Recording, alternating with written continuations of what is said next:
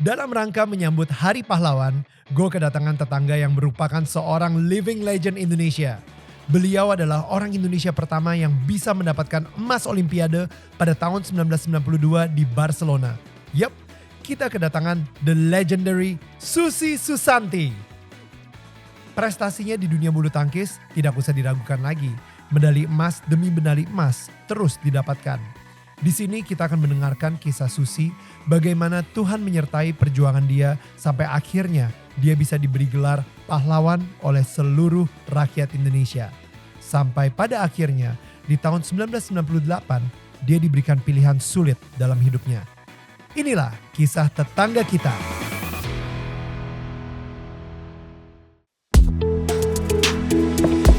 Ini gua Daniel, tetangga kamu. Di sini gua akan ngobrol dengan tetangga gua tentang perjalanan hidup mereka dari kacamata spiritual di saat mereka mengalami situasi tidak pasti dan kekhawatiran, sampai bisa kembali bangkit menjadi orang yang lebih kuat dari sebelumnya. It's gonna be very exclusive and inspiring. Jangan lupa ya untuk like, share, dan subscribe. Thanks guys. Alright, langsung aja, ini dia the legendary herself. Oh my god, Susi Susanti. Hai Ci Susi. Halo Dani. Oh my goodness. Wow, akhirnya datang juga ke podcast saya. Thank you loh Ci Susi. Sama-sama. Setelah kemarin itu kita intens banget di film Susi Susanti. Betul. Dan sekarang ini kita pengen ngobrol hal-hal yang mungkin gak kita omongin di film. Karena banyak banget sebenarnya gak kita omongin di film ya Ci ya. Betul, karena gak masuk kali ya kalau dimasukin semua ya. Banyak banget cerita hidupnya. Tapi kita pengen fokusnya mungkin lebih ke cerita hidup spiritualnya seorang Susi Susanti gitu. Karena itu yang sebenarnya buat saya sebenarnya masih kayak kurang nih sebenarnya. Kalau bisa kita masukin bakal lebih rich lagi. Cuman emang karena keputusan bersama kita yang kayak terlalu panjang kayaknya kalau itu. But anyway, sebelum kita ke arah sana, Ci Susi mungkin saya penasaran sih, karena Ci Susi sendiri kan juga orang yang cukup mungkin spiritual juga dari kecil juga gitu. Dan setiap kali menang kita ngelihat selalu bikin tanda salib gitu kan. Dan habis itu kayak Jojo kemarin baru menang juga, wah itu Instagramnya udah kayak khotbah kali dia. Betul. Begitu juga dengan Grace juga gitu, Gracia juga. Dan seberapa penting sih Tuhan di dunia peratletan? Ya sih? Iya, betul sekali ya Daniel ya. Jadi sebetulnya mungkin buat saya maupun buat teman-teman ya, khususnya mungkin yang Kristen Katolik ya, mereka begitu kalau dibilang bukan taat, tapi kita itu mengandalkan Tuhan. Mengandalkan meskipun mungkin ya kita latihan, lalu juga kita bertanding. Tapi pada saat pertandingan itu berlangsung atau sebelum, itu kan banyak sekali ya ketegangan, ketakutan. Karena ya kita takut target gak tercapai. Tanggung jawab sangat besar sekali. Karena kita ini tidak hanya membawa nama diri kita, tapi target dan tanggung jawab itu adalah target orang banyak. Masyarakat Indonesia, harapan yang dibebankan kepada kita itu kan sangat besar. Apalagi di event-event yang cukup penting ya. Seperti Olimpiade yang kemarin, Thomas Cup, Uber Cup, lalu juga Asian Games, SEA Games, itu kan selalu membawa nama negara. Nah itu yang memberikan satu ketakutan. Nah di saat itulah kita merasa bahwa kita tuh bukan siapa-siapa. Tanpa Tuhan, meskipun kita berusaha, tapi semua itu yang menentukan adalah yang di atas. Wow. Nah itulah yang memberikan kita satu kekuatan dan satu kerinduan ya, bahwa dalam setiap menghadapi pertandingan itu tidak hanya menghadapi pertandingan, tapi sebelumnya persiapan itu kita merasa bahwa Tuhan itu selalu memberi kekuatan kepada kita. Lalu juga kita merasa dekat, bahwa pada saat kita bertanding kita tidak merasa sendiri, tapi ada tangan Tuhan.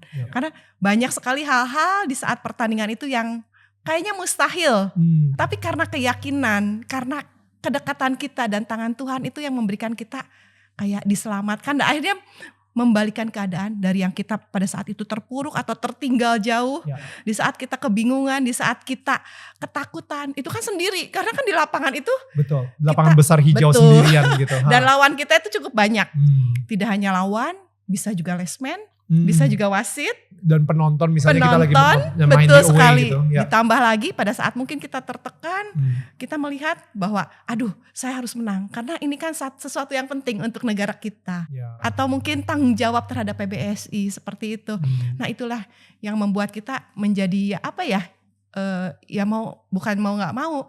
Kalau kita punya Tuhan, kayaknya kita gak sendiri. Ya. Tuhan ada untuk kita dan memberi kekuatan, memberi memberi kalau dibilang itu ketabahan dan keyakinan pada saat kita bertanding. Betul sekali. Wow.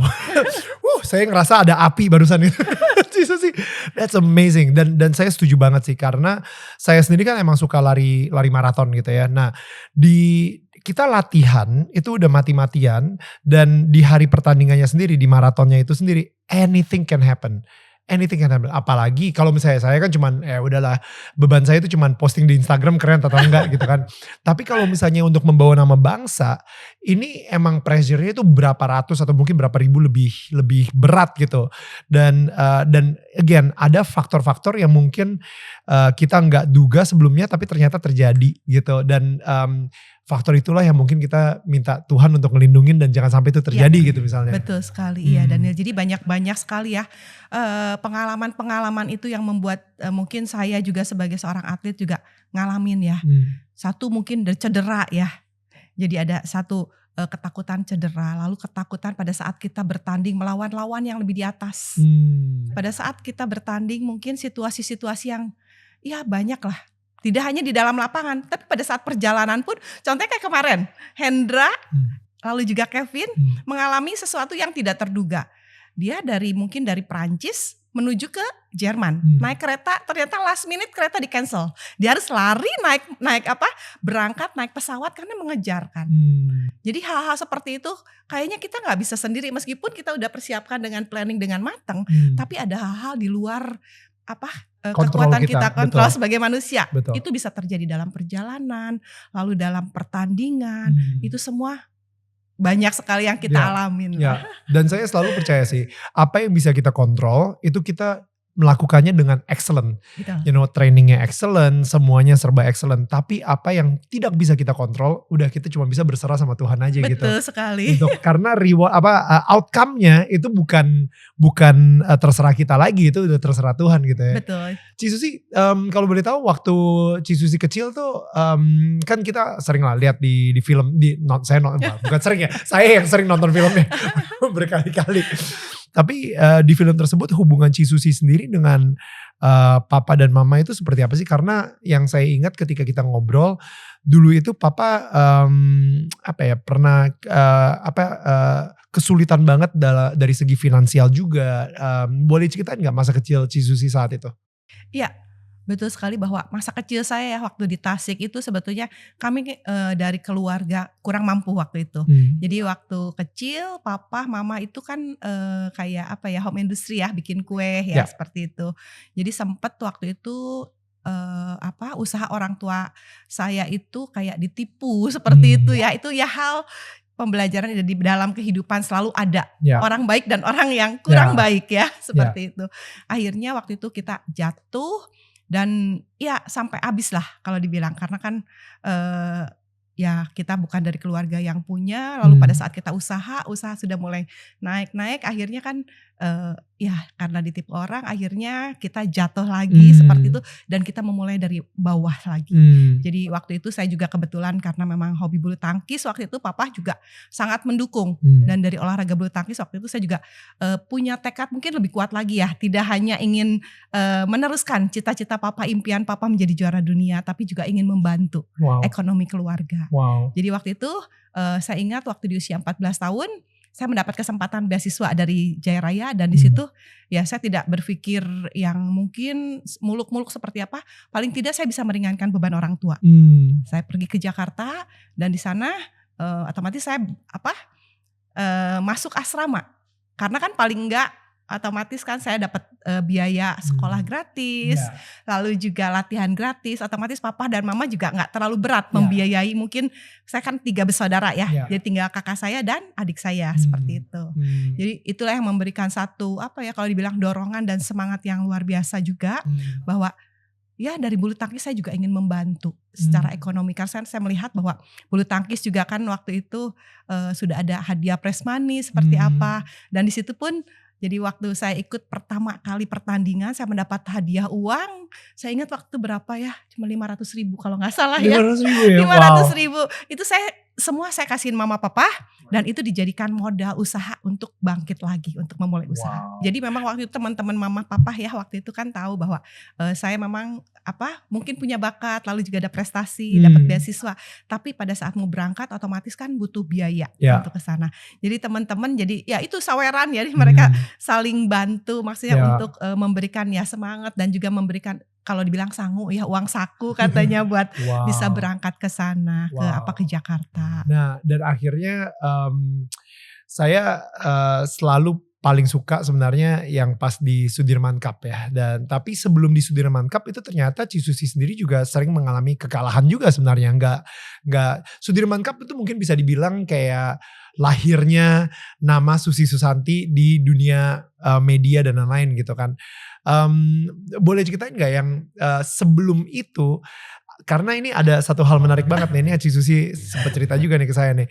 Sebelum Sudirman Cup itu Cisusi kalau gak salah itu ke Lourdes atau apa gitu. Is that, sorry saya. Prancis Open. Ya, Prancis Open. Itu sebelumnya tuh ya? Sebelumnya, betul. Oke. Ya. Nah boleh ceritain gak bagian si Prancis Open itu? Ini berarti Cisusi baru masuk tim nasional senior. Tim nasional senior. Betul ya. Boleh ceritain gak bagian itu? Iya. Jadi saya tahun 86 saya masuk Platnas. Tapi itu untuk yang junior karena memang kita dipersiapkan untuk jangka panjang ya waktu itu. Jadi tahun 86 masuk, lalu di 87 88 saya juara untuk di junior. Juara dunia junior. Jadi saya ikut single double mix double secara prestasi di junior memang saya mungkin cukup bagus ya prestasi. Nah, di awal tahun 88 lah, tahun 88 itu saya diikutkan untuk kejuaraan di Eropa. Mungkin yang seperti yang minggu kemarin ya, Prancis Open seperti itu. Nah disitulah waktu itu saya mengikuti kejuaraan Prancis Open. Kebetulan Prancis Open itu diadakan di Toulouse. Itu hanya sekitar 2 jam dari Lourdes. Jadi ceritanya cukup lucu juga. Jadi waktu masuk kejuaraan senior itu saya masih belum ada ranking. Otomatis saya harus merayap dari babak-babak awal ya, kualifikasi bahkan. Jadi pada saat itu saya bisa mengatasi beberapa pemain-pemain senior. Lalu saya masuk ke 8 besar. Saya bisa menembus masuk 8 besar, tapi teman-teman yang lain di 8 besar udah kalah. Kakak-kakak yang ada senior waktu itu ada Kalius Pongo ya, lalu juga ada beberapa dengan Ardi juga waktu itu saya. Jadi waktu itu semua sudah kalah dan mereka kebetulan kami beberapa pemain tuh kan Katolik. Mereka sudah berencana akan ke Lourdes. Dan karena mereka udah kalah gitu ya? Karena udah kalah gitu, karena udah kalah. Jadi mereka bilang pada saat saya main, set pertama saya menang. Set kedua saya sebetulnya udah leading. Udah leading ya? Udah 8-3 mungkin. Ya cuma 3 poin lagi mungkin saya bisa menang. Itu dari tribun itu mereka pada teriak, "Susi, besok kita mau ke Lourdes," katanya. "Kamu kalau menang, kamu ditinggalin sendiri gak ikut." Saya lihat ke atas, akhirnya saya pecah. Aduh, antara pingin ke Lourdes dan pingin masuk ke semifinal. Akhirnya saya mutusin, aduh kapan lagi saya ke Lourdes ya. Jadi mungkin ini juga yang PBSI juga gak tahu ya, mungkin baru open nih saya sekarang. Akhirnya pada waktu saya bermain, saya pingin ke Lourdes aja. Dengan sengaja saya mengalahkan diri waktu itu. Jadi saya udah gak mikir target, udah gak gimana nanti deh, target mau dimarahin aja. Tapi yang penting saya mau berangkat ke Lourdes. Karena buat saya Lourdes adalah kalau dibilang tuh tempat yang sangat sakral buat kami sebagai umat Katolik. Tentunya ini pasti kita ingin sekali berkunjung ke sana. Just konteksnya dulu gitu ya. Jadi mungkin kalau Muslim itu ke Mekah, dan menurut saya Kristen tuh mungkin ke Israel gitu ya. Untuk yang beragama Katolik pun itu emang Lourdes tuh sebuah tempat yang seperti tadi Cisusi bilang sangat sakral juga gitu. Dan itu kayak satu tempat, ada Gua Maria di situ ya, Gua Bunda Maria. Dan jadi ketika mendapatkan kesempatan 2 jam, cuma 2 jam itu ya dari Toulouse gitu ya di Prancis, itu itu sih saya juga mungkin bakal mengalahkan diri juga sih. Jadi waktu itu betul-betul saya bukan karena kalah dari musuh, Sengaja tapi kalah. sengaja kalah agar saya bisa pergi ke Lourdes. Itu yang membuat saya, udah deh gak apa-apa deh. Akhirnya pada saat saya kalah, semua pada ketawa. Loh, kamu kok ikutan? Padahal gitu. udah menang, padahal tadi udah menang. Saya bilang, enggak, saya mau ke Lourdes aja. Kamu nanti kasih PBSI, aduh jangan ngomong. Saya bilang gitu. Karena waktu itu kan saya masih kecil ya, masih 17 tahun. Lagi junior juga. Masih junior juga, yeah, betul. Yeah. Jadi waktu itu akhirnya keesokan harinya saya ikut akhirnya. Itu kita sewa mobil, akhirnya kita berempat apa berlima itu berangkat ke Lourdes. Dan di Lourdes itu sebetulnya ada satu momen yang buat saya juga sampai sekarang mungkin tidak terlupakan. Saya mendapatkan 2 hosti dari pastor yang berbeda. Oke, just konteks lagi, di agama Katolik pun juga di gereja itu sering banget diberikan hosti kayak roti tawar gitu, Betul. roti tidak beragi, dan itu mungkin bisa dibilang seperti apa ya, kayak melambangkan sesuatu gitu. Nah jadinya ketika mendapatkan hosti dan dari 2 pastor yang berbeda, Betul. ya, saya nggak ngerti. Maksudnya jadi kayak Cisusi lagi ngantri untuk ngambil hosti, pas belok ke kiri, dikasih hosti lagi gitu maksudnya. Iya, jadi pada saat itu kan ada misa ya waktu itu. Jadi ada misa, pas kebetulan misa itu di depan Gua Maria. Jadi pada saat pembagian hosti, saya sebetulnya yang berada di luar Gua Maria. Barisannya. Nah, yang di dalam itu jadi antriannya berbeda. Berbeda. Jadi pada saat saya sudah mengambil hosti yang di luar gua, itu ada 2 hosti gitu. Bukan. Jadi waktu itu saya disuruh ikut ke barisan yang berikutnya sama pasturnya. Saya pikir itu kan saya nggak tahu karena kan mungkin di Eropa takutnya aturannya beda gitu kan. Biasanya cuma hosti aja kita ambil. Ngantri aja udah kalau gitu. Ya takutnya diambil anggur kan. Saya cuma berpikir seperti itu. Suruh langsung masuk ke barisan dan yang aneh saya tidak kalau dibilang tidak ngantri lagi, langsung disuruh ke pasturnya yang satunya. Wow. Dan di situ saya dapat hosti lagi, saya bingung. Waduh, saya udah dapat hosti kok ini dapat lagi. Saya udah ada di tangan kan tidak mungkin saya buang atau apa. Akhirnya saya makan lagi. Jadi di Lourdes itu di satu misa saya dapat 2 hosti. Lalu saya tanya Papa nggak apa-apa kalau seumpamanya ini karena kan Papa kan memang secara Katolik lebih lama ya dari kecil gitu. Saya tanya Papa, enggak, kamu dapat berkat, amin. Saya bilang ya mudah-mudahan. Tapi ya percaya tidak percaya setelah dari Lourdes itu di tahun 89 itu yaitu di Sudirman itu saya bisa mendapatkan satu prestasi yang luar biasa sekali dan setelah itu saya mendapatkan prestasi-prestasi terus yang cukup banyak. Bahkan sampai Olimpiade. Iya, betul sekali. That's amazing. Kalau misalnya boleh tahu gitu ya, kira-kira apa sebenarnya yang terjadi ketika mendapatkan 2 hosti itu? Is it like Cisusi ngerasain berkatnya banget dari Tuhan atau di kepala Cisusi jadinya kayak wah gue dapat 2 hosti nih, ini berarti gue lagi terberkat, yang mana gitu yang lebih overpowering gitu? Saya sebetulnya nggak mikir yang aneh-aneh, cuman pada saat Papa memberikan nasihat ke saya, berarti kamu diberkatin. Nah itulah yang lebih meyakinkan saya bahwa ya berarti kan saya mendapat berkat yang luar biasa. Saya mendapat berkat luar biasa sehingga pada saat setiap pertandingan dan dari situ pun saya lebih mendekatkan diri kepada Tuhan. Saya merasa bahwa setiap pertandingan saya ngerasa bahwa saya harus bawa rosario, saya harus lebih dekat, lebih banyak doa dan itu lebih lebih kuat lagi ya dalam pendalaman iman saya seperti itu. Seberapa sering Cisusi untuk doa rosario ketika lagi bertanding? Setiap malam ya. Wow. Setiap malam dan kayaknya kalau saya nggak bawa rosario ada yang kurang. Dan saya merasakan setiap pertandingan pada saat saya bertanding seperti ada tanda-tanda. Kalau saya mau kalah tahu-tahu rosarionya hilang. Pada saat saya mau kalah ada rosario mungkin patah. Dan karena memang saya juga senang mengumpulkan rosario dari berbagai negara ya, otomatis saya selalu bawa banyak rosario. In case kalau yang satu patah masih ada ini. Jangan kalah pokoknya. Karena saya pernah ngalamin, kayaknya ngerasa ada yang kurang ya. Waktu itu saya bawa 1, lalu tahu-tahu salibnya hilang. Saya ngerasa pada saat pertandingan tuh kayak ada yang gak enak banget ya seperti itu. Akhirnya setiap bertanding minimal saya harus bawa 2-3 rosario. Dan di dalam tas raket itu selalu selalu ada. Saya ngerasa bahwa itu memberi saya keyakinan, memberi saya kekuatan, memberi saya satu kalau dibilang hal yang luar biasa buat saya setiap bertanding.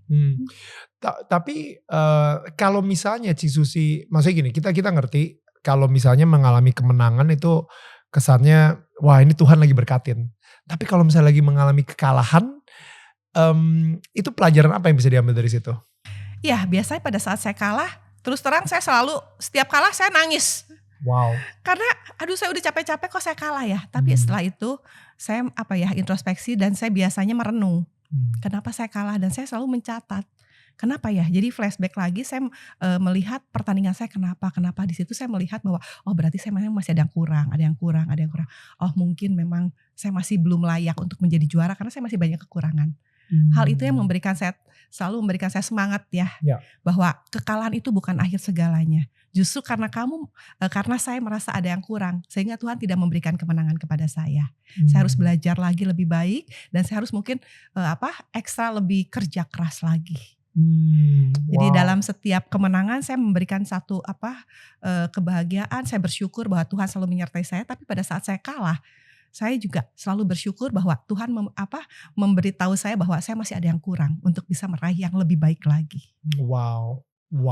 Jadi Sudirman Cup itu mungkin bisa dibilang turning point. Ada ini gak sih, ada sesuatu yang supernatural gak pas lagi di Sudirman Cup? Karena Sudirman Cup itu, ini mungkin kalau misalnya bagi kalian yang baru nonton juga dan mungkin gak tahu, pertama Sudirman Cup itu mungkin bisa dibilang kalau misalnya ada Thomas Cup, habis itu ada apalagi ya cup di luar, ada Uber Cup. Nah Sudirman Cup itu yang dibuat oleh Indonesia saat itu dan bukan berdasarkan nama Jenderal Sudirman, tapi berdasarkan nama Dick Sudirman. Dick Sudirman itu adalah salah satu tokoh badminton Indonesia yang sangat disegani di dunia gitu kan. Betul. Nah, jadi Sudirman Cup itu pertama kali banget Indonesia berhasil mengadakan si cupnya sendiri yang Ci Susi menangin medali emas di situ. Piala emas lah ya untuk Indonesia pertama kali untuk Indonesia dan terakhir kali. Jangan terakhir, mudah-mudahan ada lagi untuk sampai hari ini maksud saya gitu. Jadi sampai hari ini Sudirman Cup itu belum pernah dipegang oleh Indonesia lagi. Sayangnya seperti itu si cup tersebut gitu. Nah, tapi justru di Sudirman Cup itu yang membuat nama Ci Susi itu jadi melesat jauh banget gitu karena kalau nggak salah Indonesia mungkin skornya melawan Korea ya. Betul. Itu kayaknya 2-0 deh. Ketinggalan ya. Waktu 0-2 ya. 0-2 dan kalau misalnya Ci Susi kalah itu berarti 0-3 dan udah kejauhan banget untuk Indonesia. Udah pasti kalah ya. Kalau 3-0 udah pokoknya siapa yang 3 duluan itu langsung berhenti. Dan Ci Susi itu jadi penentunya di sini. Jadi udah 0-2, Ci Susi jadi penentunya dan di situ Ci Susi di set pertama kalah gitu kan. Set kedua ketinggalan. Set kedua udah ketinggalan. Itu orang-orang udah pada keluar. Udah mulai bubar. Udahlah Indonesia gak mungkin menang. Udah pada cabut.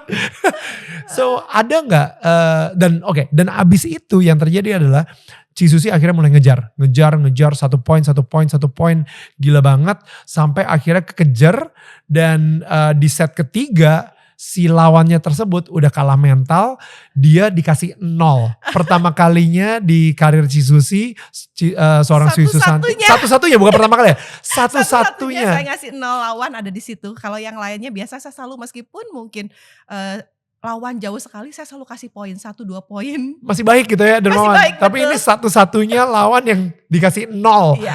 Wah. Oke, di situ ada cerita supernatural di situ nggak sih? Maksudnya tiba-tiba what happened ketika skornya bisa berbalik gitu Ci Susi? Aduh, kalau dibilang supernatural, saya nggak tahu ya itu supernatural apa enggak. Cuman yang pasti pada saat saya ketinggalan, memang betul waktu itu Indonesia ketinggalan 0-2 di final itu, dan saya masuk di tunggal di partai ketiga. Di mana lawan saya adalah juara All England. Wow. Secara melihat peringkat aja itu udah jauh. Melihat prestasi juga jauh, di atas kertas juga saya pasti kalah. Tapi waktu itu ya udah saya main aja, saya nothing tulus aja, saya berusaha aja. Set pertama saya kalah 10-12. Set kedua saya ketinggalan 10-5. 1 poin lagi, 1 poin lagi. lawan menang. Betul. Iya. Match Jadi, point ya itu ya, hitungannya. betul. Gila, itu maksudnya juri itu udah bilang match point, match point, match point. Itu udah, ya itu kan pressure abis. Iya betul. Tapi waktu itu saya hanya berpikir pokoknya bola kemana aja saya kejar aja. Saya pokoknya gak mau bikin kesalahan sendiri. Dan waktu itu saya ya memberikan semangat diri sendiri dan saya selalu menyebut Tuhan. Dan juga memanggil Pak Sudirman. Jadi kalau dibilang supernatural seperti ada apa di situ? Ada atau enggak saya nggak tahu, saya cuma ngomong Tuhan tolong, kamu bisa Susi. Jadi selalu menyemangati diri sendiri, lalu minta kekuatan Tuhan. Dan saya juga manggil Pak Dirman juga, Pak Dirman tolong dong 1 poin. Jadi saya nggak tahu apa itu kecampur seperti apa, pokoknya dari saya menyemangati diri sendiri. Lalu saya minta Tuhan kekuatan, lalu saya minta Pak Dirman tolong dong. Jadi terus 1 poin, akhirnya lawan mungkin tambah tegang ya dengan saya poin bertambah 1. Dan saya main ya karena saya pemain rally, pokoknya saya bolanya masuk aja. Saya nggak mau berbuat kesalahan sendiri, bahkan ada beberapa bola yang outnya jauh. Saya pokoknya ambil aja. Saya jatuh, saya split, pokoknya saya cuma berusaha untuk mengembalikan bola dan bola asal masuk. Akhirnya poin sampai 10 sama, tambah tegang lawannya. Akhirnya set kedua saya menang. Saya nggak tahu di set ketiga yang saya dengar ada insiden juga katanya karena marah dari pelatih atau manajernya tim itu, apakah dipukul atau seperti apa, dimarahin saya juga nggak tahu. Digampar kalau di film. Nah saya juga nggak tahu itu secara pastinya seperti apa karena kan kita beda beda ruangan pada saat istirahat. Tapi gosipnya ya. Gosipnya seperti itu karena setelah itu pemain Liungsu itu lawan saya langsung nggak main lagi. Oh dia retire abis itu? Kayak dipecat? Saya gak tahu dipecat atau dia mengundurkan diri. Padahal juara All England. Iya. Gila, oke. Jadi pas set ketiga saya masuk, saya berusaha untuk terus menekan ya. Terus menekan karena saya melihat situasinya bahwa lawan saya sedang di bawah. Kondisi mentalnya mungkin sedang, saya tidak mau memberi kesempatan sedikit pun. Sehingga saya gak berani ngelepas sedikit pun, sehingga pada saat 10-0, saya 11-0 pun saya lakuin gitu. Kalau biasanya mungkin saya gak pernah setega itu ya. Paling 1 atau 2 poin saya tetap kasih. Tapi ini saya gak mau, karena ini kan nyangkut tanggung jawab saya dan ini nyangkut untuk tim. Kalau saya memberi kesempatan nanti, saya waktu pas ketinggalan aja saya bisa membalikan situasi. Saya gak mau seperti itu terjadi pada saya. Akhirnya set ketiga saya menang 11-0 dan setelah itu memang di tunggal putra memang kita unggul. Dan penentuan adalah di Edi Hartono dan Kavera ya. Mixed double. Akhirnya kita menang 3-2 membalikan keadaan. Dan Indonesia pertama kali bisa merebut Piala Sudirman. Piala Sudirman pertama kali diselenggarakan dan kita bisa merebut pertama. Ini menjadi satu kebanggaan. Dan setelah itu mungkin titik balik saya. Dari pemain junior yang mungkin secara ranking di senior saya tidak ada.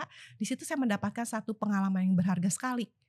Satu kematangan seorang atlet di mana saya akhirnya bisa menjuarai banyak kejuaraan. Mulai juara Piala Dunia, PON, Indonesia Open di tahun 89 itu. Jadi mungkin kematangan seorang pemain itu juga saya dapatkan di Sudirman itu. Iyalah, itu PD-nya udah gila-gilaan sih kayaknya Cik Susi ya. Karena udah secara prestasi dia juara All England dan habis itu dikalahin juga. Udah setelah itu kayak habis itu orang-orang kenal juga dong obviously kan. Betul, lebih yakin, lebih percaya diri ya. Dan lebih kalau dibilang kalau dibilang pengalaman tuh jadi pemain tahu saya mesti main seperti apa, tipikal saya seperti apa. Lalu menganalisa lawan, lalu pada saat situasi kritis seperti itu saya harus ngatasinya seperti apa. Itu yang saya dapat akhirnya. Dan sebelum Barcelona itu ada kejadian spiritual lagi? Sebelum Barcelona ada. Olimpiade? All England.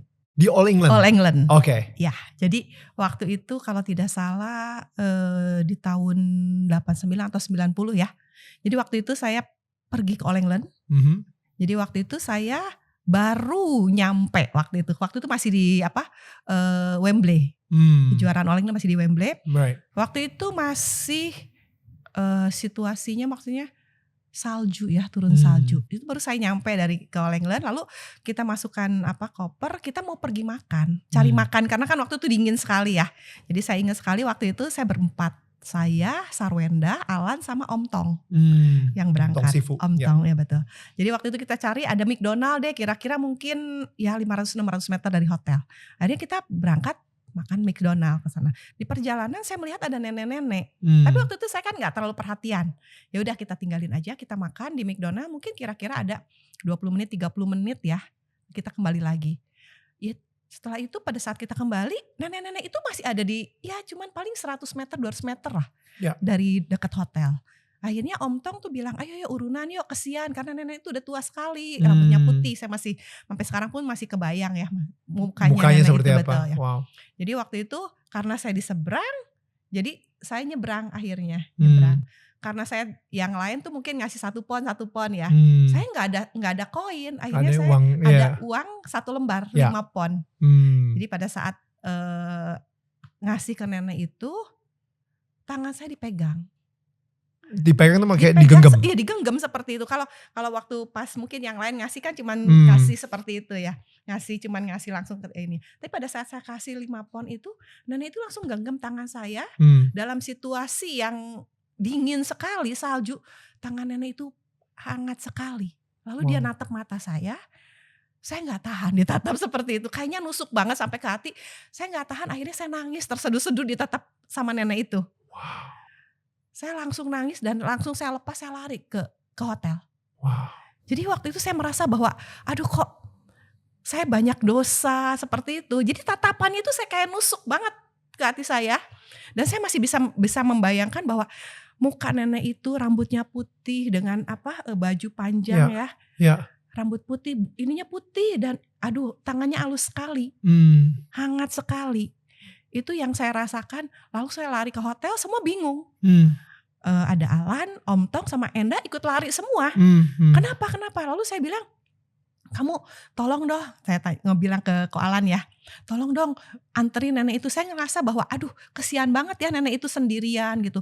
Tolong dong anterin ke panti jompo atau kemana. Kayaknya ada rasa gimana gitu. Karena saya lagi salju juga. Lagi salju, betul, dalam situasi dingin gitu kan. Terus Om Tong sama Alan akhirnya keluar. Itu kan dekat sekali ya. Tapi dalam hitungan mungkin gak nyampe 5-10 menit. Nenek itu dicariin sekeliling itu gak ada. Udah hilang. Gak tahu kemana. Dan itu juga satu berkat akhirnya yang saya dapat. Saya gak tahu apakah itu karena nenek itu apakah jelmaan malaikat atau apa. Saya juga gak tahu. Tapi waktu itu saya di All England itu kan saya bukan unggulan. Saya bisa mengalahkan lawan-lawan saya dan bisa menembus sampai final. Wow. Dan Om Tong sampai bilang, kamu sih katanya, kamu kalau kasih banyakan dikit kamu final juara katanya. Seperti itu. Tapi jangan buat 5 pound aja. Itu buat saya satu berkat yang luar biasa. Dan ya kalau di luar nalar manusia kayaknya gak mungkin ya kalau manusia gitu. Karena dalam hitungan 5-10 menit masa gak ada. Sedangkan kita 30 menit dia masih ada di situ. Sampai satu keliling dicariin Alan sama Om Tong sih gak ada. Kok bisa ya? Terus saya telepon papa. Saya selalu ada apa-apa selalu karena saya dekat sama papa. Kenapa Pak? Ya mungkin itu berkat buat kamu. Ada yang melindungin kamu. Pokoknya kamu main fokus aja. Tuhan sayang sama kamu. Jadi papa selalu memberikan masukan ke saya, menenangkan saya dan memberikan satu semangat yang luar biasa sekali dalam setiap saya telepon. Iya. Pasti encouragement ya, masa ini isinya gitu. Dan tapi yang menarik tadi ketika Ci Susi bilang ketika dia menggenggam dan dia melihat matanya Ci Susi langsung, Ci Susi merasa sebagai orang berdosa sekali gitu. Dan menangis. Jadi itu bukan karena takut, bukan karena ada apa nih ibu-ibu nangis gitu, tapi itu karena ngerasa apa ya, kalau misalnya dalam bahasa Inggrisnya conviction. Kadang-kadang sih itu emang Roh Kudus yang bekerja tuh gitu di diri Ci Susi gitu, yang kayaknya bisa mendadak nangis gitu. Iya, kayak tatapannya tuh kayak tajam sekali, nusuk sampai bukan takut tapi kayak apa ya, gak enak banget gitu, kayak aduh ngerasa gak layak gitu. Betul sekali. Nah itu yang memberikan saya, aduh saya gak tahan sampai saya nangis. Tapi genggamannya tuh halus sekali ya. Dan hangat. Padahal tangan kita aja dingin banget gitu. Itu yang saya bilang, aduh kenapa ya, kok bisa ya. Setelah saya di hotel akhirnya saya pikir, kok bisa ya, siapa ya nenek itu ya yang sebetulnya, saya bilang gitu. Tapi dari situ saya mendapatkan banyak sekali, istilahnya tuh berkat ya. Jadi daripada saat pertandingan taunya lawan saya bisa mengalahkan lawan yang mungkin siditnya lebih di atas. Saya bermain dengan cukup baik. Lalu juga ada keyakinan, ada ada keberanian ya. Ya. Dan itu yang memberikan saya satu kalau dibilang prestasi yang luar biasa akhirnya. Wow. Karena sekarang ini lagi tanggal 10 November, Hari Pahlawan gitu ya. Bisa dibilang kemenangan Cisusi di situ di Olimpiade sebagai, bukannya apa nih, ini mungkin konteksnya dulu nih ya. Pertama kayak gini, gue ngerasa ini sesuatu yang sangat menarik banget di tahun 92. Indonesia itu udah mungkin beberapa puluh tahun ikutan Olimpiade, tapi yang medali yang mereka dapatkan adalah medali perunggu, perak dari yang panah, ya kan? Yang makanya ada film tiga Serikandi tersebut gitu. Mereka mendapatkan perak. Nah, setelah berkali-kali nyobain ikut Olimpiade, mereka nggak pernah menang lagi gitu ya. Sampai akhirnya badminton ternyata pada tahun itu, tahun 92 diadakan untuk pertama kali di Olimpiade. Dan Cisusi terpilih juga. Ya. Dan kalau di film tuh ditelepon sama Pak Harto langsung gitu ya. Itu benar terjadi gak sih kayak? Sedikit berbeda ya. Oke. Saya ditelepon Pak Harto itu setelah saya menang. Setelah menang justru ya. Tapi pada saat kamu harus menang itu sebetulnya dari ketua umum kami, dari masyarakat. Itu yang selalu kalau setiap ketemu tuh kamu harus menang, kamu harus menang, kamu harus menang. Aduh, di pikiran saya selalu dibilangnya kamu harus menang. Ya. Itu yang bikin kita juga tegang, stres juga ya Daniel ya. Itu dia kenapa saya ngerasa bahwa atlet-atlet Indonesia kita itu emang beneran pahlawan untuk kita gitu. Maksudnya gini Ci, kayak ketika Gracia Poli sama Apriani menang Olimpiade, saat itu kita lagi Delta, lagi badai sitokin dan lain-lain gitu ya. Betul. I think ya, kalau nggak salah ya, itu momen-momen itu kita ngeliat di Instagram isinya kematian terus, kayak rest in peace lah semuanya, turut berduka cita dan lain-lain. Tapi ketika mereka menang Olimpiade, saya ngerasain ada satu sukacita tersendiri di negara ini. Gitu. Bukan cuma di satu kota, negara ini. Semua satu negara itu kayak bersukacita, kita bisa ngelupain sama ketakutan kita, penyebaran virus corona yang Delta gitu, varian Delta. Itu sehebat itulah atlet-atlet Indonesia kita gitu, dan begitu juga dengan Cisusi gitu. And yet emang bener saat itu Cisusi juga di pressure banget karena mungkin itu pertama kalinya setelah berpuluh-puluh tahun ikutan Olimpiade Indonesia mempunyai kesempatan untuk mendapatkan medali emas. Betul sekali. Dan Cisusi berhasil mengumandangkan lagu Indonesia Raya untuk pertama kalinya di Olimpiade karena kemenangan Cisusi. Itu menurut saya pahlawan. Arti pahlawan untuk Cisusi sendiri apa? Iya, buat saya pahlawan itu mungkin semua orang juga bisa jadi pahlawan ya, siapapun ya.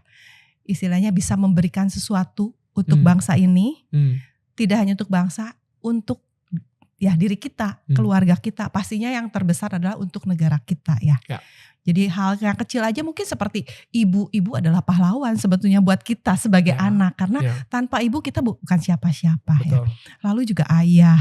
Jadi saya rasa setiap orang bisa jadi pahlawan dengan berbuat baik, memberikan sesuatu yang berarti untuk lingkungannya, untuk keluarganya. Saya rasa layak jadi pahlawan.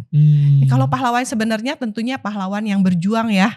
Luar biasa sekali, apalagi kalau dibilang pada saat zaman sebelum kita merdeka. Mereka mengorbankan nyawa, mereka betul-betul bertaruh apapun ya untuk bisa memerdekakan negara ini. Dan maksud saya kadang-kadang kita suka lupa ya, kita bisa ada di sini sekarang ngobrol seperti ini merasa bebas, lepas gitu ya, itu gara-gara perjuangan para pahlawan kita dulu ketika mereka berperang gitu. Jadi kalau misalnya sekarang ini banyak mungkin millennials gitu yang lagi nonton gitu ya, dari Cisusi sendiri apa nih, bagaimana cara mereka harus berjuang di masa modern ini sebagai pahlawan modern Indonesia gitu? Iya, pastinya untuk generasi muda ya. Mungkin kalau sebelumnya mungkin pada zaman penjajahan itu perang ya. Tapi saatnya generasi muda itu untuk mengisi kemerdekaan ini dengan memberikan prestasi di bidang apapun ya, mengisi kemerdekaan ini dengan berbuat yang terbaik. untuk bangsa ini. Dan tentunya dengan semangat persatuan dan kesatuan. Karena negara kita adalah negara kesatuan ya. Betul. Dan Bhinneka Tunggal Ika. Kita meskipun berbeda suku tapi tetap satu, yaitu Indonesia. Betul. Dan mengisi kemerdekaan dengan memberikan prestasi yang terbaik di bidangnya masing-masing. Mungkin itu yang menjadikan kita tanggung jawab kita sebagai generasi muda dan tentunya untuk adik-adik ya, generasi penerus. Karena Indonesia itu ada di tangan adik-adik semuanya. Kita berharap Indonesia tidak hanya tumbuh tapi juga tambah maju dan tambah kuat lagi di segala bidang. Kita ngelihat gitu ya. Saya jujur ngelihat videonya dulu atau mungkin fotonya juga ketika Cisusi sama Ko Alan pulang ke Jakarta dan itu diarak-arak gitu ya di bundaran HI gitu, naik mobil gitu ya. Dan itu semua orang di pinggir jalan tuh pada sorak-sorakin segala kayak gitu. Berasa seperti pahlawan gak sih saat itu? Like what goes to your mind gitu saat itu? Saya sih tidak merasa jadi pahlawan ya. Cuman pasti ada kebanggaan lah. Kebanggaan. Kalau istilahnya merasa jadi pahlawannya sebetulnya orang yang menilai ya. Seperti itu. Tapi buat saya kalau saya bisa memberikan prestasi, memberikan hal yang terbaik di bidang saya bisa ada kebanggaan, ada kegembiraan tersendiri. Pada saat saya bisa meraih medali emas, lalu pada saat diarak tuh ya saya senang aja bahwa saya bisa menyelesaikan tugas saya sebaik-baiknya. Dan kemenangan ini sebetulnya kan bukan kemenangan saya, tapi kemenangan bangsa Indonesia yang sudah mungkin menanti sekitar 59 tahun ya 59 tahun untuk ya. bisa mendapatkan medali emas. Jadi Di waktu Olimpiade, itu pada saat arak-arakan ya saya senang aja, saya berbaur dengan masyarakat, saya memberikan kemenangan ini adalah kemenangan rakyat Indonesia. Bapak Presiden Pak Harto ketika nelfon bilang apa sih sebenarnya? Saya jadi penasaran. Iya, waktu itu kan teleponnya Pak Tri Sutrisno, ketua PBSI kami atau wakil presiden ya. Right. Itu betul. Jadi waktu itu Pak Tri bilang, Susi ada telepon bilang. Lalu Pak Harto mengucapkan selamat. Mungkin hampir sama lah kemarin ke waktu Grace ya. Pak Jokowi. Kalau mungkin dulu ada video call juga mungkin video call kali. Hari ini udah video callan nih ya. Kalau dulu kan enggak, telepon aja udah luar biasa ya senangnya. Jadi waktu itu pas telepon lipet ya waktu itu ya. Iya 90-an ya, awal 90-an. Iya. Jadi waktu itu Susi selamat ya, kita semua bangga dan senang. Kamu bisa mendapatkan medali emas untuk Indonesia. Dia bilang itu, ya Pak terima kasih. Udah itu aja sih. Gak ada hadiah-hadiah bonus kayak sekarang juga. Zamannya beda ya. Zamannya beda. Oke, dan but it's itu ya, maksudnya kita mungkin nggak tahu kalau misalnya ya itu tuh mungkin ada sedikit urapan. Ya. Ada urapan tersendiri juga ketika si ibu itu menggenggam tangan dan ngelihat ke Cisusi sampai akhirnya bisa menjadi orang pertama di Indonesia yang mendapatkan medali emas untuk Indonesia, medali emas Olimpiade untuk Indonesia gitu. Dan itu menurut saya untuk di sejarah kita, setiap kali orang bilang siapa yang pertama kali memenangkan medali emas untuk Indonesia, udah pasti Susi Susanti gitu. Ya kan, to be the first. Ya kan, to be yang pertama banget gitu. Gimana sih rasanya jadi yang pertama gitu? Aduh gimana ya, mungkin itu berkat juga ya Daniel ya. Saya merasa bahwa berkat Tuhan pada saya luar biasa. Banyak sekali mungkin perjalanan hidup saya yang ya dari Tasik, lalu di Ragunan, lalu di Platnas ya. Untuk mencapai itu kan tidak gampang prosesnya, lalu banyak sekali mungkin ya namanya juga.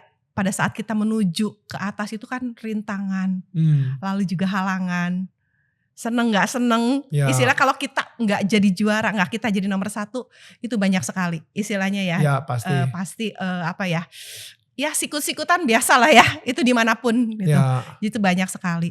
Tapi berkat Tuhan dan perlindungan Tuhan terhadap saya luar biasa, dan itu yang menguatkan saya, sehingga saya bisa mencapai prestasi yang Tuhan berikan pada saya juga luar biasa. Dan saya merasa bahwa saya menjadi salah satu yang diberkati oleh Tuhan, di mana setiap pertandingan saya bisa memberikan prestasi yang terbaik. Mungkin itu, dan mungkin salah satunya contohnya ya karena mungkin berkat yang real ya, mungkin lewat ibu tua itu ya. Memberikan satu berkat dan kekuatan kepada saya. Karena setelah itu prestasi saya luar biasa sekali. Dan ya kayak All England saya bisa 4 kali seperti itu. Lalu Piala Dunia saya bisa 6 kali. Dan itu terus kemenangan-kemenangan itu saya dapat, tapi tentunya saya tetap dengan kerja keras. Karena buat saya di mana ada kesempatan saya harus bisa mengejar. Karena kan masa prestasi seorang atlet terbatas. Ya, betul. Tuhan memberikan satu kesempatan, kalau kita tidak menggunakan kesempatan itu dengan baik, ya sebetulnya ya kita buang-buang kesempatan itu. Padahal Tuhan setiap orang mendapatkan kesempatan yang sama. Tapi ya bagaimana kita sebagai manusia juga bisa tanggap juga, bisa tahu dengan kerja keras. Istilahnya kan ada dibilang ora et labora ya, berusaha dan berdoa dan berusahalah gitu. Kita berusaha tapi yang menentukan adalah Tuhan. Dan kita jangan pernah meninggalkan Tuhan, karena Tuhan selalu menyertai kita. Jangan takut dalam situasi apapun, karena saya percaya Tuhan selalu sayang kepada kita umat manusia. Amin, amin. Gimana caranya Cisusi dari perempuan dari Tasikmalaya bisa pas pertama kali ketemu sama lawan bukan orang Indonesia, ya kan? Kadang-kadang tuh nggak tahu kenapa nih, saya sendiri kayak begitu udah mulai hadapan sama bule atau hadapan sama orang luar, Korea misalnya atau Jepang gitu, kita udah kayak kalah duluan gitu mentalnya gitu. Ngerasa waduh ini kayaknya pasti lebih jago nih gitu kan. Nah tapi dari Cisusi sendiri mengalami seperti itu gak? Saya tidak pernah merasa takut ya lawan siapapun, karena saya selalu merasa bahwa kita sama-sama manusia kok. Kita juga sama-sama latihan kok. Saya selalu berpikir seperti ini, gimana nanti aja. Saya tidak pernah takut kalah, tapi pada saat saya di lapangan, saya tidak pernah mau kalah. Kalau hasil mah nanti aja. Karena nanti kan pada saat selesai pertandingan itu baru tahu hasilnya. Ya. Kalau kita masuk pertandingan atau kita baru masuk lapangan terus kita nanti takut malah kita kalah duluan. Ya. Kita sebetulnya kan kalah perang mental kan di situ. Betul. Siapapun yang lebih yakin, lebih siap dan lebih berani di lapangan, dia akan memenangkan pertandingan. Ya. Jadi pada saat saya mungkin lawan di atas saya pun saya tidak pernah merasa takut. Wow. Saya berusaha, pokoknya saya main dulu. Saya main all out. Saya berusaha untuk siap untuk bertanding, mengeluarkan semua kemampuan saya. Menang kalah itu urusan belakang. Jadi saya tidak pernah melihat bahwa saya takut kalah, nanti gimana kalau kalah, nanti gimana. Enggak. Jadi pokoknya main dulu aja. Pokoknya saya berusaha maksimal aja. Berusaha itu balik lagi tuh ya, kita berusaha memberikan yang terbaik with the excellent spirit itu.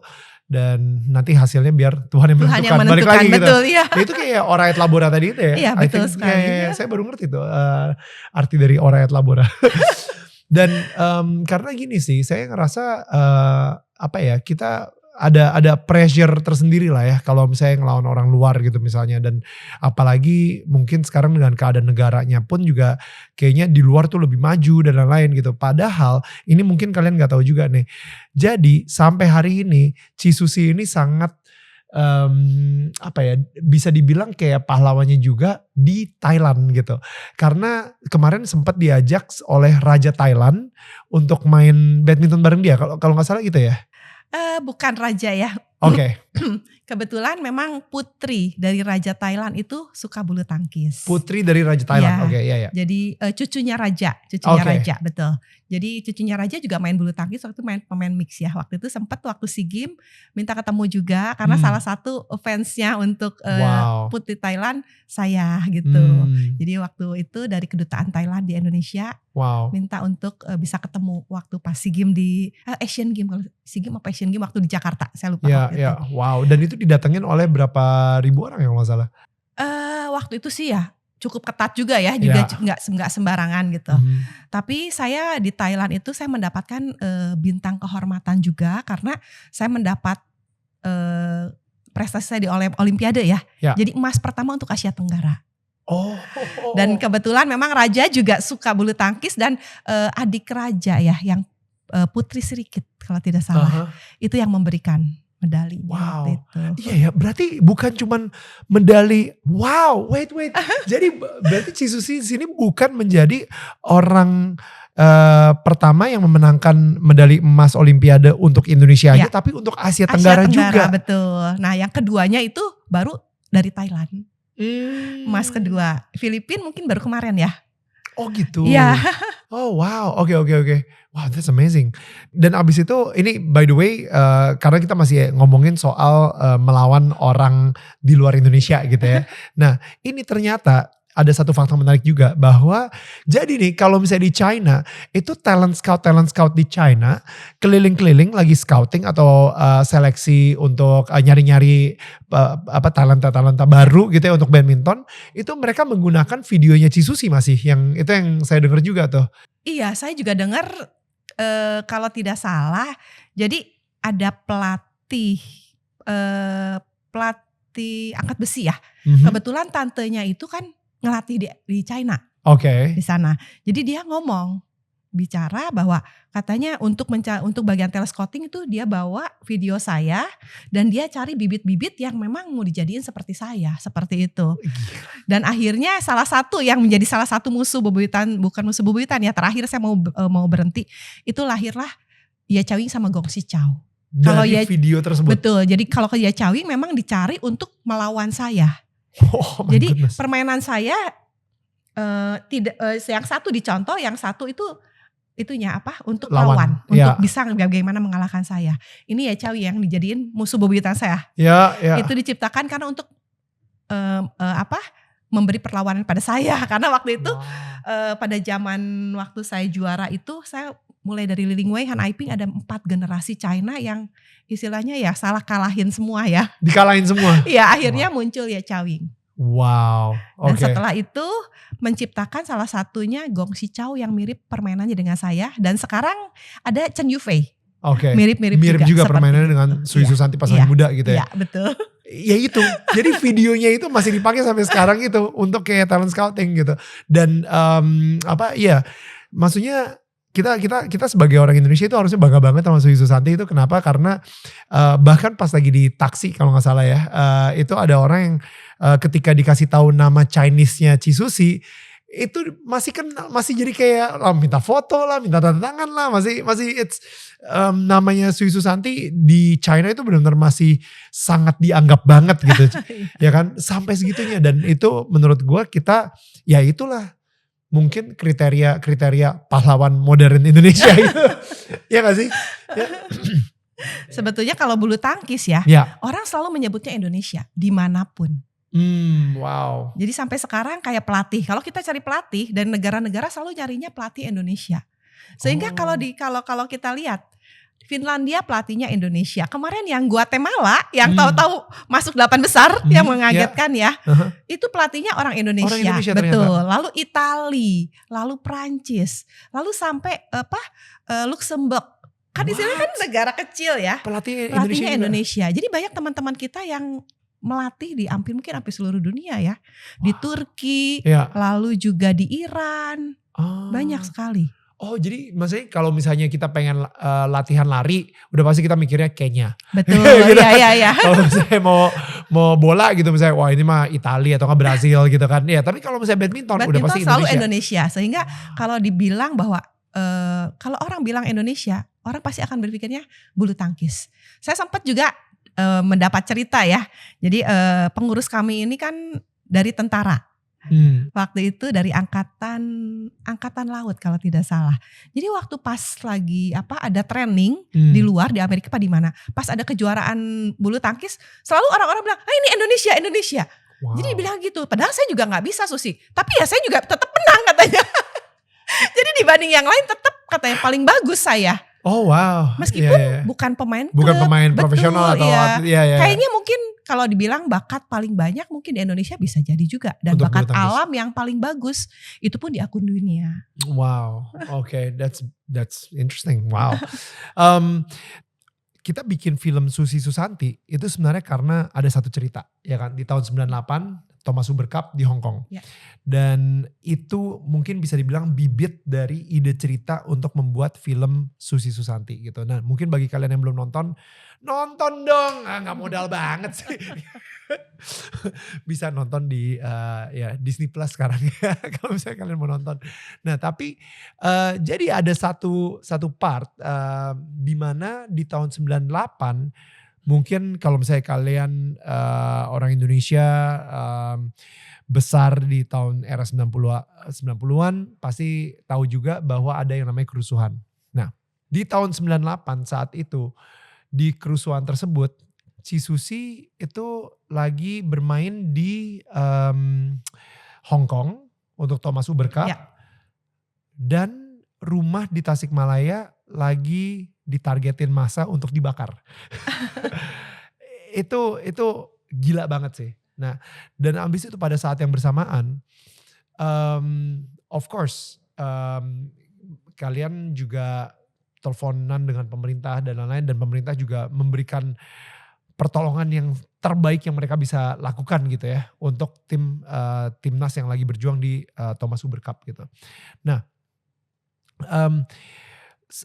tapi yet at the same time ada juga beberapa atlet-atlet Indonesia yang mereka memilih untuk pindah ke warganegaraan, ya kan? Jadi dari Indonesia mungkin udah ada lah yang ke Belanda misalnya, jadi warga negara Belanda, bukan lagi jadi warga negara Indonesia gitu. Dan pada saat itu mungkin lagi hits juga ya, Ci Susi juga mungkin sempat ditawarin beberapa kali gitu ya, mau gak jadi warga negara mana gitu misalnya. Nah, mau nanya dong, boleh gak diceritain lebih detail lagi tentang si Thomas Uber Cup tahun 98 dan kenapa Ci Susi sampai sekarang ini masih memilih sebagai warga negara Indonesia? Ya, betul sekali ya Daniel. Kalau kita flashback ya ke 98, itu adalah momen yang mungkin tidak akan terlupakan. Di bawah situasi pada saat itu situasi kan sedang genting sekali. Jadi kita tim Thomas Uber Cup itu waktu itu berangkat ke Hong Kong, dilepas oleh Presiden Soeharto. Ya. Jadi waktu pas kita di Hong Kong terjadilah kerusuhan yang sangat kalau dibilang ya mengerikan, menakutkan juga, apalagi di berita-berita di luar negeri ya, beritanya luar biasa sekali. Dan memang kita atlet-atlet yang berangkat di sana banyak juga, ada beberapa yang memang rumahnya menjadi target waktu itu. Oh, wow. Jadi waktu itu kita sendiri bingung, panik, dan ya pastinya tegang. Di satu sisi ini tugas negara, kita harus bertanding. Di satu sisi kita juga, rumah kita, orang tua kita juga menjadi sasaran juga ya.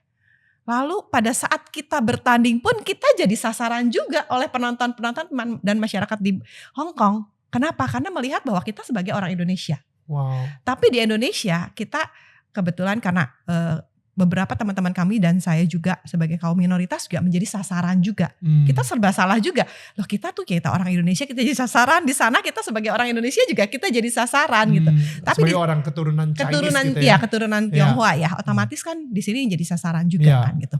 Tapi pada saat kita di Hong Kong kita jadi sasaran juga karena kita sebagai orang Indonesia kan. Orang Indonesia. Jadi pada saat Ci Susi juga sempat cerita bahwa ketika lagi mau naik taksi ke stadion kalau gak salah. Iya, naik bus. Jadi waktu itu naik bus untuk tim itu, manajer kita bilang balikin jaketnya. Jangan sampai ketahuan. Jangan sampai, karena takutnya nanti ada orang yang pasti mungkin marah, atau waktu itu kan demo banyak ya di Hong Kong itu, dilempar telur apa segala macam, itu kita jangan sampai jadi korban gitu. Apalagi kita mau bertanding kan. Ya. Jadi waktu itu kita masuk ke lapangan pun waktu itu pada saat mau bertanding tuh Indonesianya pas di jalanan itu dibalik. Wow. Tapi pada saat kita mau main ya kita balik baru. Dan itu langsung satu arena. Satu arena, satu gedung itu musuhin kita semua, nyuperterin lawan. Jadi itu yang kalau dibilang momen yang di satu sisi kita takut seperti apa ya di tanah air, di satu sisi kita harus berjuang, tapi di sana juga penonton juga musuhin kita juga semua ya. Bisa ngebayangin gak sih by the way, maksudnya ini mungkin buat gue yang mempunyai keturunan Chinese juga, gue ngerti banget juga gitu ya, karena krisis identitas banget saat itu gitu, karena di Indonesia kaum minoritas pada saat itu ditargetin masalah dan lain-lain gitu ya. Tapi at the same time ketika kita di luar negeri di Hong Kong gitu ya, yang di Hong Kong itu mayoritasnya adalah Chinese, tapi mereka ngelihat Ci Susi bertanding berjuang untuk Indonesia. Jadi gue gak ngelihat lu sipit atau enggak, lu tetap orang Indonesia betul. Dan itu benar-benar jadi kayak krisis identitas banget. Gue ini sebenarnya negara mana ya? Gue ini orang apa gitu, ya kan? Iya betul sekali. Jadi waktu itu kita tetap bertanding dan Thomas Cup ya, puji Tuhan Thomas Cup bisa menjadi juara. Uber Cup kalah di final waktu itu. Jadi hebat loh. By the way, Ko Alan jadi kapten ya saat itu ya? Ya, betul. Koalan udah jadi kapten kan. Jadi maksudnya Thomas di saat kerusuhan 98, Thomas Cup tetap menjuarai untuk Indonesia, itu keren banget. Dan satu lagi berita yang luar biasa, makanya kenapa saya bilang bahwa Indonesia selalu identitasnya dianggapnya bulu tangkis. Di saat kerusuhan itu pemberitaan di luar itu kan selalu dibilangnya Indonesia sudah jatuh ya. Tapi pada saat Thomas Cup juara, pemberitaan akhirnya di dunia itu merubah. Indonesia masih ada karena Thomas Cup, karena bulu tangkis. Jadi kita bukan beberapa kali ya, bahwa seringkali kita menyelamatkan nama Indonesia melalui bulu tangkis. Dan itulah itu arti pahlawan Cisusi. Banyak banget atlet-atlet Indonesia yang merubah kewarganegaraan gitu. Betul. Dan kalau nggak salah Cisusi sendiri di interview ya sama CNN saat itu, itu boleh ceritain dikit nggak? Iya betul, pada saat di Hong Kong waktu itu, saya diundang untuk wawancara dengan CNN waktu itu. Jadi terkait tentang bulu tangkis, lalu juga terkait juga tentang kerusuhan ya di 98, karena mereka tahu bahwa saya adalah warga keturunan Tionghoa. Dan mereka juga menanyakan apakah tidak mau minta suaka. Pastinya kamu kan banyak negara-negara yang menerima karena dengan prestasi kamu, dengan ini. Jadi waktu itu saya dengan tegas mengatakan bahwa ya baik jelek itu negara saya. Saya nggak tahu seperti apa ya politik seperti itu. Jadi baik jelek itu negara saya, tetap saya akan kembali ke Indonesia.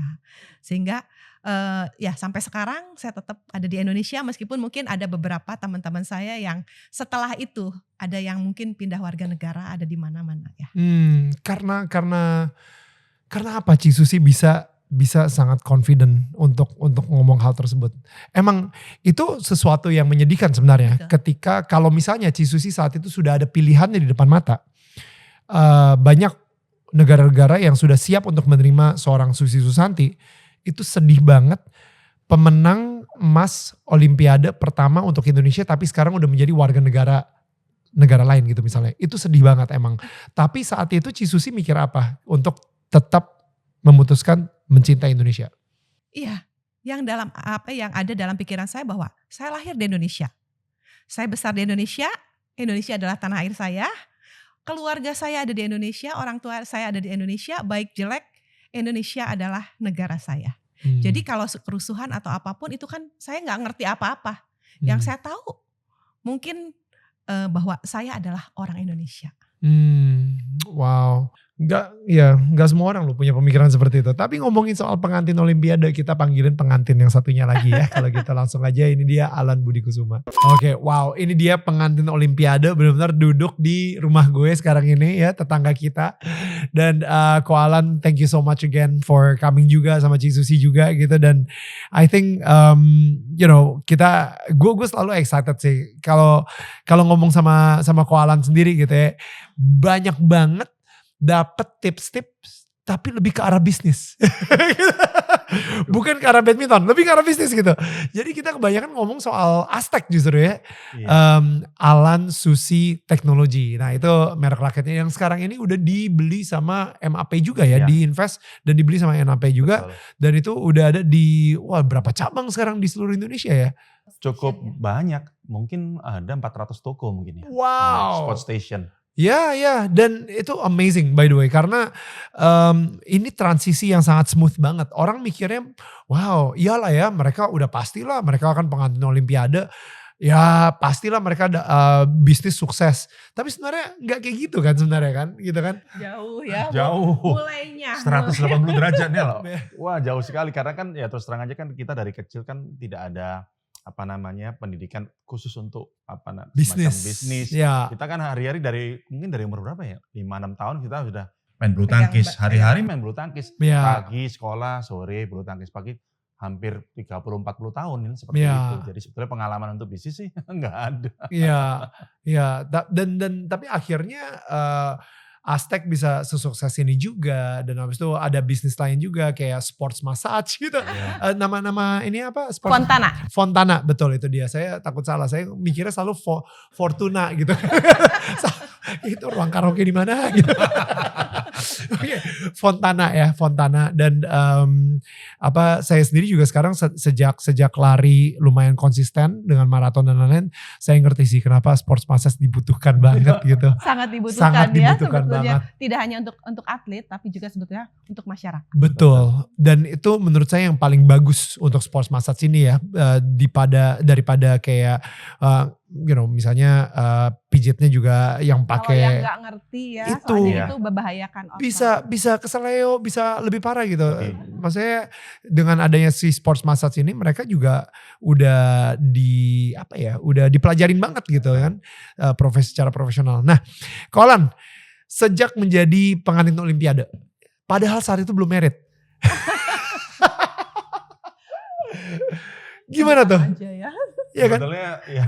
Dari kacamata laki-laki gimana tuh? Padahal yang saya ingat juga, gak tahu apakah ini di film itu didramatisir gitu ya. Tapi sempet kan kayak putus gitu. Gara-gara udah deh kita fokusnya di badminton aja. Kita ini demi Indonesia, kita udah gak bisa main-main nih. Ini untuk Indonesia. Pacarannya pun juga backstreet. Backstreet guys gitu. Gak boleh ketahuan.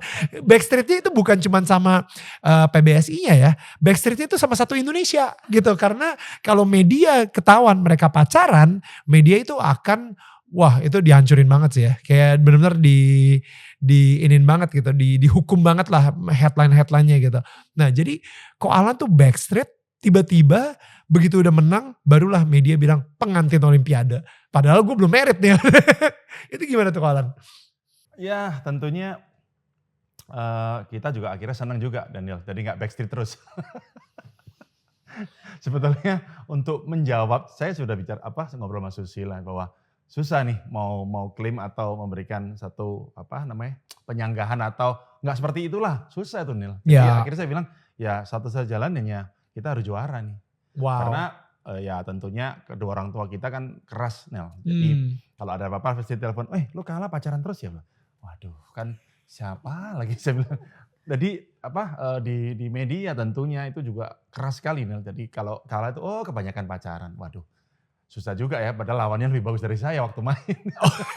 Lawannya yang lebih jago gitu, bukan kita yang lebih bagus. Pada saat itu mereka lawannya lagi bagus. Langsung ngehakiminnya, ini orang kebanyakan. gitu seperti itu. Jadi itu juga tantangan tersendiri sih buat saya, khususnya saya nih. Karena Susi mungkin kan tahun 89 sudah lebih pick up lah prestasinya. Kalau saya cukup lumayan juga, 89 saya juga juara di Thailand, juara di beberapa tempat. Tapi secara prestasinya mungkin sedikit di bawah dari Susi waktu itu. Jadi bagaimana ya kita paling yang terbaik adalah harus punya prestasi Nil. Dan pada saat Olimpiade saya juara, itu momen yang terbaik. Makanya saya bilang ini adalah yang kita cita-citakan juga berdua dan juga menjawab. Ya. Papanya Ci Susi itu pernah ini gak kayak kalau misalnya lu mau kawin sama anak gue, sorry, medali emas dulu. Maharnya medali emas. Medali emas Olimpiade. Bukan medali emas apapun. Medali Olimpiade. Tapi saya ada medali emas Thailand. Gak laku di sini. Apa itu? Pernah gak ada pembicaraan seperti itu? Sebetulnya sih gak pernah sih Nil. Okay. Cuman ya, tentunya kalau kita prestasi kan paling gak secara orang tua saya kan juga berharap saya punya prestasi. Dan juga kalau saya juara kan lebih memudahkan hubungan saya dengan Susi sebetulnya itu. Saat itu kan Ko Alan lawannya Ardi juga kan. Ardi. Dan itu udah bukan main-main lagi tuh. Ardi juga dia nggak ngalah. Biarpun all Indonesian ya, tapi dia nggak akan ngalah. Dia pokoknya Susi kemarin udah menangin medali emas, gue juga harus menangin medali emas. Jadi dia sebenarnya udah lumayan ruthless lah. Maksudnya dia saat itu anaknya pengurus PBSI juga ya kalau nggak salah ya. Betul, nah jadi kan dia pasti ya ini ada harga diri sendiri, kebanggaan tersendiri, gue harus menang gitu. Dan kalau Ko Alan bermainnya demi cinta nih. Kalau misalnya gue gak menang Olimpiade medali emas Olimpiade, mungkin gue gak bisa nikah nih. Itu kayak gimana tuh? Itu gak tau ya, pembicaraan sama Ardi saat itu satu malam sebelum bertanding tuh gimana tuh Kolan? Sebetulnya kalau sebelum bertanding rasanya gak ada pembicaraan ya. Udah kayak musuhan. Sepertinya gak ada janjian itu. Udah pelotot-pelototan aja gitu. Wow. Oke. Karena saling masing-masing ingin juara lah Daniel. Jadi Ardi kan juga kesempatan, karena kan Ardi pada saat Olimpiade 92 lebih diunggulkan ya, karena Ya, rankingnya dia rankingnya lebih dari tinggi. saya. Ya. Jadi dia pasti ini kesempatan yang terbaik lah buat dia. Dan saya juga sama nih bahwa kesempatan ini juga menurut saya waktu itu saya main, wah nggak mungkin datang 2 kali. Saya juga harus mempergunakan kesempatan itu sebaik-baiknya. Apa yang terjadi? Kenapa Ko Alan bisa menang kira-kira? Yang pasti kalau saya sampaikan Nel bahwa waktu sebelum bertanding, kan Susi dulu tuh yang Ya. main. Yang saya takutkan malah Susi bukan saya sebetulnya. Karena saya ingin Susi menang. Oke. Karena untuk Indonesia. Oke. Itu poinnya. Ya. Dan pada saat Susi menang, saya main lebih tenang. Karena waktu itu saya masuk, saya berpikir bahwa saya atau Ardi menang, toh Indonesia juga. Tidak ada bedanya lah seperti itu. Tapi dengan adanya pemikiran seperti itu, saya lebih tenang mainnya. Jadi saya lebih konsisten menerapkan strategi saya daripada saya memikirkan menang kalah. Karena saya berpikir toh menang kalah kan sama aja kan. Jadi saya lebih fokus di strategi itu. Dan itu membantu saya. Ketegangan saya agak berkurang. Jadi saya masuk satu demi satu, poin demi satu. Saya menjaga terus strategi terus apa yang harus saya lakukan per poin itu membuat saya lebih baik. Gak ada beban jadinya. Jadi ya. bebannya berkurang. Itu yang saya rasakan dan saya dengan tidak sengaja seperti itu berpikir Susi menang saya udah tenang saya udah lebih memikirkan strategi aja, menang kalah toh sama aja saya pikir. Pernah ngobrolin nggak setelah menang abis itu ngobrolin sama Ardi nggak? Kayak lu kenapa tadi kenapa tuh gitu, pernah nggak ngomongin? Sepertinya sih enggak. Nggak pernah ya? Sampai hari ini mungkin dia nonton nih di Amerika gitu. Oke, wow, that's interesting actually karena pasti dari dia sendiri kan emang mungkin dari dia bebannya beda mungkin ya. Ya mungkin beda. Mungkin betul. Ya, ada beban tersendiri. Oke, nah akhirnya menikah, ya kan? Setelah menikah, itu pas lagi menikah tetap Ci Susi ambisi terus kan itu kan? Masih belum berhenti untuk mengejar impian gitu ya? Iya, jadi setelah menikah saya sama Alan tuh waktu rundingan saya masih tetap akan main kira-kira 2 tahun setelah menikah. Karena satu-satunya mungkin target yang belum saya dapat itu yaitu Asian Games.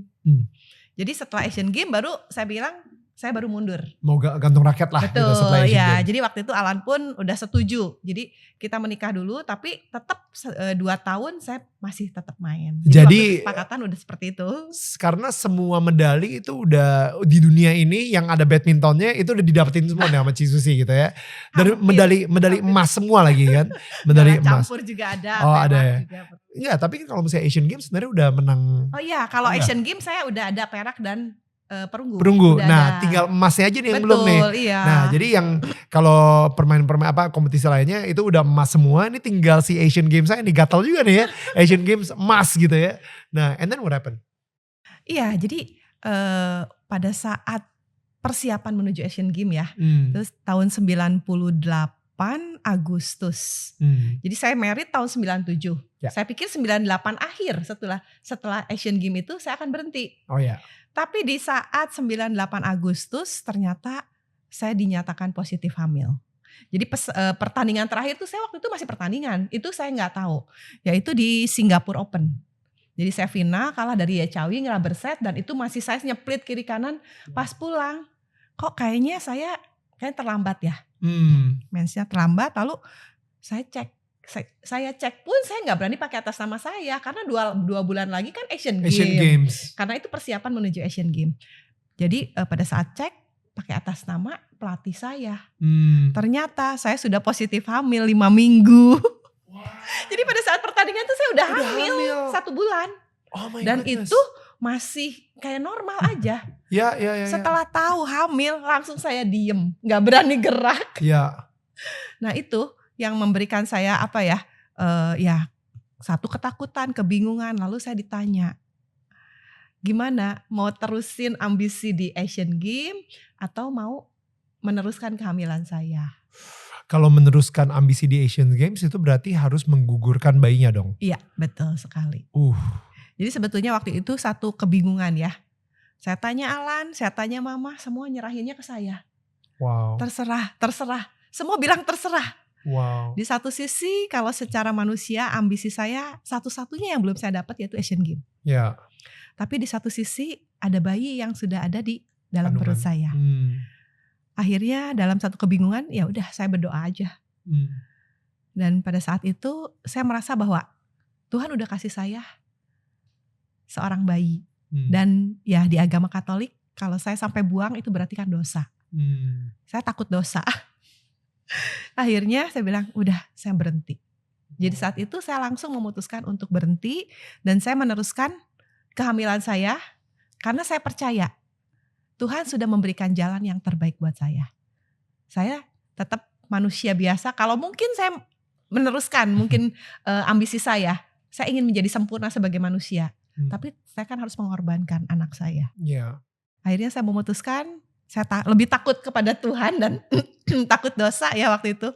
Jadi saya saya langsung mundur, berhenti, dan saya percaya bahwa Tuhan memberikan berkat jauh lebih buat saya sebagai kesempurnaan sebagai seorang wanita, yaitu dengan mempunyai anak. Akhirnya itulah kenapa waktu itu saya mundur. Mungkin di masa masih kalau dibilang kan masih produktif ya, masih ini banget di usia 27 tahun ya. Jadi waktu itu saya mundur karena saya hamil dan saya memilih anak saya karena Tuhan juga sudah memberikan itu kepada saya. Dan saya bersyukur sekali. Sekarang anak saya ya udah besar 22 tahun. S2 ya. Wow, di Amerika luar biasa sekali. Tapi Ko Alan saat itu gimana ketika tahu kalau misalnya Ci Susi hamil dan Ci Susi sendiri masih ada ambisi untuk Asian Games? Iya, memang waktu itu saya kan ditanya oleh Susi juga gitu. Jadi kan kita juga sama-sama nggak tahu. Jadi tanya gimana? Ya sebenarnya ya kalau dari sisi saya pribadi ya tentunya ingin anaknya. Tapi dari sisi Susi kan tentunya ingin ada satu kekurangan lah, ingin mendapatkan medali emas di Asian Games. Jadi kenapa saya sampaikan ke Susi ya terserah aja gitu. Bagi saya juga kesulitan Daniel untuk push sih sebetulnya seperti itu. Karena saya bilang sama dia ya apalagi pelatih bilang wah udah main aja. Pelatih tetap ingin. Udah nanti lo hamil pun gede lo gak apa-apa, bisa. Itu 3 bulan baru hamil 3 bulan. Wow, jadi gitu ya. Sebetulnya ya saya juga bersyukur juga sih akhirnya Susi memutuskan bahwa ingin tetap punya anak dibandingkan dengan meneruskan bertanding di Asian Games seperti itu dan. Wow.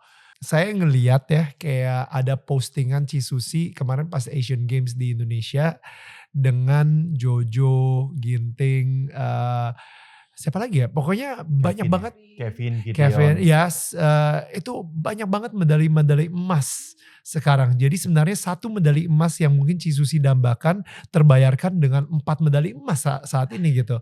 Gimana tuh menurut Ci Susi? Iya betul sekali. Jadi kemarin di 2018 ya di Asian Games. Saya dipercaya oleh Pak Wiranto kan dari 2016 sampai 2020 untuk menjadi Kabid Binpres. Nah, pada saat Asian Games itu persiapannya luar biasa. Dan buat saya sendiri sebetulnya ambisi sangat kuat sekali, apalagi tanggung jawab ya. Kita sebagai tuan rumah, lalu juga target untuk PBSI juga sebagai salah satu penyumbang medali emas juga untuk Indonesia. Dan yang terpenting adalah ambisi saya pribadi. Akhirnya pada saat sebagai atlet mungkin saya tidak bisa mendapatkan emas. Tapi pada saat saya menjadi pengurus akhirnya terbayarkan oleh anak-anak saya sekarang. Seperti Kevin ya sama Sinyo, lalu juga Jojo. Yang memberikan tidak hanya 1 tapi 2 medali emas untuk Indonesia. Jadi ini menjadi satu berkat. Makanya kenapa saya selalu bilang bahwa Tuhan sudah memberikan jalan yang terbaik buat saya. Jadi mungkin di Asian Games kemarin waktu saya menjadi atlet saya tidak mendapatkan medali emas, tapi lewat tangan anak-anak didik saya lah. Emas itu diberikan tidak hanya untuk saya tapi juga untuk Indonesia. Wow. Jadi saya senang sekali sehingga pada saat saya ngepost pun saya selalu katakan bahwa akhirnya sempurna, semua itu indah pada waktunya. Wow, itu ternyata kesabaran yang ditunggu-tunggu berapa tahun tuh ya Ci ya? Dari tahun 98 sampai 2018. 20 tahun. Pas genap 20 tahun. Iya, wow. Iya ya. Nah, sekarang nih kalau kita flashback lagi nih Ko Alan ya. Kayaknya dari Ko Alan sendiri itu kira-kira Tuhan itu punya rencana apa sih untuk kehidupan seorang pengantin Olimpiade inilah kayak gitu. What is Ya the itu purpose? sebetulnya misteri ya kalau Iya. Tuhan itu. Jadi bagaimanapun kita harus punya planning, Daniel. Tapi nantinya itu yang tadi Susi sampaikan juga bahwa kita akan diberikan yang terbaik. Kadang-kadang kita planning atau ingin sesuatu tapi ternyata yang ini yang lebih baik sebetulnya itu. Sering itu yang terjadi pada saya. Jadi pada prinsipnya, pada intinya adalah kalau itu bukan jalan kita, jangan pernah dipaksakan. Contohnya kayak apa, Colin? Mungkin salah satu contohnya, Daniel, kalau itu memang bukan jalan kita contohnya di usaha. Sesudah saya berhenti, saya mencoba berbagai usaha. Yang menurut saya saat itu, wah ini plan ini terbaik, bagus lah buat kita. Tapi ternyata Tuhan ada jalan yang lain, bahwa itu ya mungkin sebagai perantara aja atau sebagai sambil lewat lah. Tapi sebenarnya bukan di situ yang cocok buat saya, seperti itu. Daniel. Bisnis apa awal-awalnya? Mungkin saya pernah coba kerjasama dengan institusi, kita rekanan, supplier seperti itu, Daniel. Lalu juga pernah juga bisnis jual beli mobil seperti itu, kita coba seperti itu. Dan akhirnya yang tepat buat saya ya bisnis yang sesuai dengan saya di bidang saya, alat olahraga saat itu. Iya. Jadi itu yang lebih tepat awalnya seperti itu. Jadi mungkin dari situ saya mengembangkan ke depannya akan lebih baik, Daniel, dibandingkan dengan yang sebelumnya. Karena yang sebelumnya itu saya melihat tidak sustain, Daniel. Jadi kan namanya supply kan. One day you can supply, one day nggak ada supply. Kan namanya supply kan, Daniel. Jadi bisa ada, bisa off. Tapi kalau dengan bisnis alat olahraga itu saya lebih banyak belajar, Daniel. Dari sisi production, dari sisi marketing, dari sisi how to sell anything. Jadi semua itu terintegrasi dengan baik, Daniel. Dan itu emang passion juga. Iya, dan itu juga ada passion juga di situ. Itu yang lebih tepat buat saya sebetulnya. Dan saya kemarin baru dengar dari siapa ya? Aduh lupa siapa yang ngomong gitu. Tapi dia bilang gini, emang cari uang itu bisa di mana aja dan mungkin apa aja pun bisa menjadi uang gitu kan. Betul. Tapi pada akhirnya yang mana yang membuat lu bahagia? Karena ya sekarang ini sih emang kita apalagi orang Indonesia ya, mereka itu sangat terkenal banget dengan entrepreneurship-nya gitu. Betul. Begitu ada Car Free Day dikit aja tiba-tiba mobil mereka jadi jualan sepatu aja. Iya gak sih? Kayak dia, wow, ini dari mana nih? Tiba-tiba dia keluar abis itu bawa gantungan baju. Wow. You know, it's amazing, orang Indonesia itu benar-benar jago banget untuk berdagang gitu. Tapi apa yang bisa membawa kebahagiaan buat kita, which is yang passion kita itu, yang ternyata emang mungkin jual beli mobil atau trading atau apapun itu bisa dapetin duit untuk kehidupan, tapi mungkin gak bisa membawa kebahagiaan kali ya. Dan pada akhirnya ketika dapat Aztec terpikiran untuk Aztec ini dan berhubungan sama sports massage juga di Fontana dan di situ kayaknya ya jadinya konten aja sih. Jadi ya karena udah menjalankan passion juga, bisnis di passion gitu. Bener gak sih, Ci? Iya, sebetulnya mungkin memang kalau kita sih ngalir aja ya. Saya percaya sekali bahwa Tuhan sebetulnya Tuhan udah atur semuanya. Kalau memang itu jalan kita kayaknya dilancarin, dimudahin. Tapi kalau enggak kayaknya ada aja. Itu jangan maksa. Itu berapa kali kita tuh juga coba ya. Jadi beberapa kali kita mau buka usaha tapi kayaknya ada halangan. Udah jangan deh, kayaknya itu memang bukan jalannya kita. Wow. Tapi kalau seumpamanya jalannya kita, kayaknya semua tuh dilancarin. Sama seperti kayak Fontana ya. Saya buka sebetulnya itu kayak kebetulan.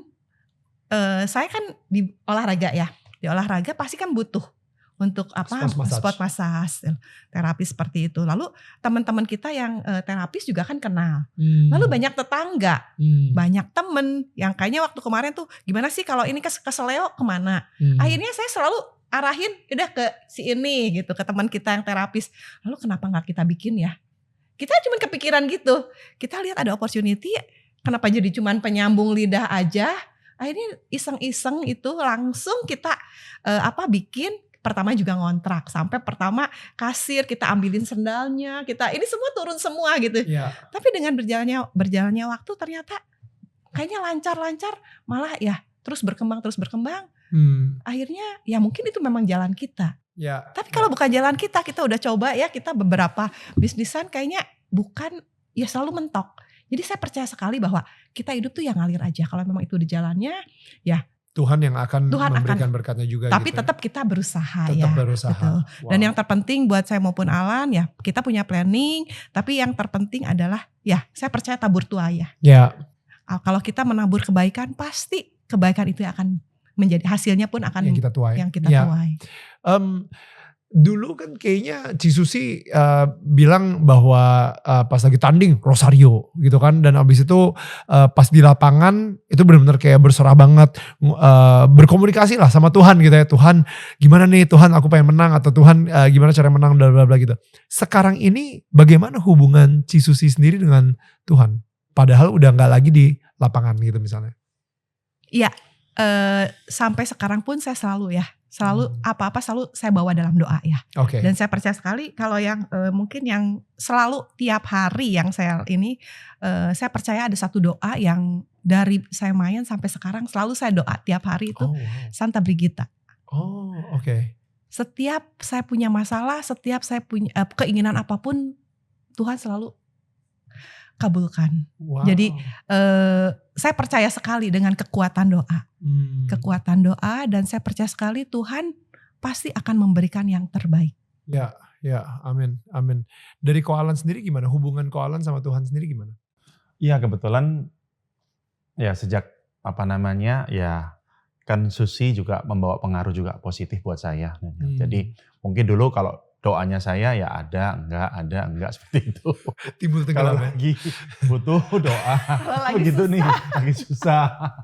Jadi kan ya saya pikir ya seperti itulah saya. Tapi sejak ada Susi ya mungkin saya lebih lebih mengerti lah bahwa Tuhan nggak boleh dibuat kalau butuh doang nih. Seperti itu. Jadi jin gitu. Kayak Aladin sama jin gitu kan. Jadi kita harus kalau memang kita meminta sesuatu ya harus dilakukan dengan baik lah, dengan benar, dan memang semakin hari kan ternyata masalah ini semakin banyak juga, Daniel. Jadi bukan hanya pada saat kita bulu tangkis sepertinya banyak masalah, ternyata sesudah bulu tangkis pun kita juga banyak masalah. Ada masalah baru lagi. Tentunya kita juga ingin bagaimana sih terbaiknya keputusan apapun ini kan tidak mudah, Daniel. Mengambil satu keputusan, menyelesaikan masalah itu kan tidak mudah, Daniel. Dan tentunya dengan adanya Tuhan yang ikut kita, paling nggak kita setiap malam kan bisa bertanya gitu, dengan ini kira-kira gimana ya jawabannya, bagaimana ya keputusannya, seperti itu, Daniel. Jadi itu yang membuat saya juga tiap malam juga berdoa juga dengan Susi. Setiap malam kita berdoa gitu. Jadi untuk besoknya harus bagaimana sih, planning kita bagaimana, seperti itu. Terus juga ada anak-anak juga kan, Daniel. Mereka juga perlu diarahkan seperti itu, harus bagaimana itu. Jadi memang banyak sekali persoalan-persoalan yang tentunya kita tidak yang bisa bukan sendiri. cuma di lapangan badminton. Betul. Aja. Ya. Dan nggak bisa sendiri kita, Daniel. Tentunya itu sangat membutuhkan Tuhan untuk membantu kita, membimbing kita. Wow, that's beautiful. Dan nitip aja kalau misalnya doa nanti malam, saya nitip untuk masa depan badminton Indonesia. Iya nggak sih ya? Kita selalu doakan ya supaya semakin tinggi lagi dan semakin tinggi lagi ya Cisusi ya, Ko Alan ya. Oke, so sekali lagi gue pengen bilang terima kasih dulu nih sama Cisusi Susanti, sama Ko Alan Budi Kusama. Wow, it's legenda-legenda Indonesia ada di sini gitu ya. Aneh gak sih dibilang legenda Indonesia gitu kayak? Aduh, apa ya? Legenda hidup. Sebutan aja kali ya, itu sebutan sih ya. Aja ya. Sebetulnya buat kita sih nggak terlalu ngaruh sih ya. Pemain badminton pemegang medali Olimpiade emas ya kan? Ya itu lebih fakta lah kalau kayak gitu ya. Bisa duduk di sini bareng sama gue, it's such an honor. Terima kasih buat waktunya, Cisusi, Ko Alan. Sukses terus dengan apapun yang kalian kerjakan, dan gue percaya banget bahwa ini bukan akhir dari cerita, pasti masih akan ada lagi. Tadi seperti berkat Cisusi sendiri ada ngurusin Asian Games saat itu pun juga kita lihat ya, maksudnya badminton tuh menjadi cemerlang banget saat itu, dan juga sukses buat Fontana, sukses buat Aztec dan bisnis-bisnis lainnya juga gitu. So guys, again, kalau misalnya kalian udah nonton ini dari awal sampai habis dan kalian enjoy, thank you so much. Please share video ini ke teman-teman kamu. Kalau misalnya tadi ada kata-kata Cisusi atau Ko Alan yang benar-benar kayak kena banget di hati kamu, jangan lupa untuk tag kita, di Instagram. Kasih DM kita aja gitu, kayaknya apa yang benar-benar bisa merubah pemikiran kamu atau pandangan kamu tentang sesuatu gitu. Dan itu pastinya akan memberikan semangat juga buat kita gitu kan. Bisa di @danielmananta_network atau di Susi Susanti Official. Ingat SUSY bukan I ya. Itu I cuma di film aja. Dan Alan Budi Kusuma Official.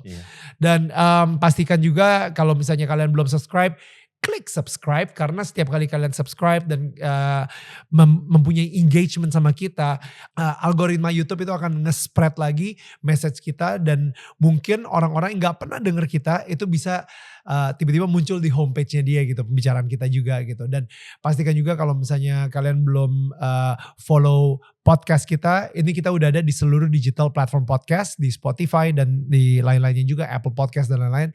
Dan langsung aja klik follow Daniel Tetangga Kamu. Guys, thank you so much again for watching, thank you for listening. So kita ketemu lagi minggu depan, tetangga saling menyangga bukan menyanggah. See you guys, bye.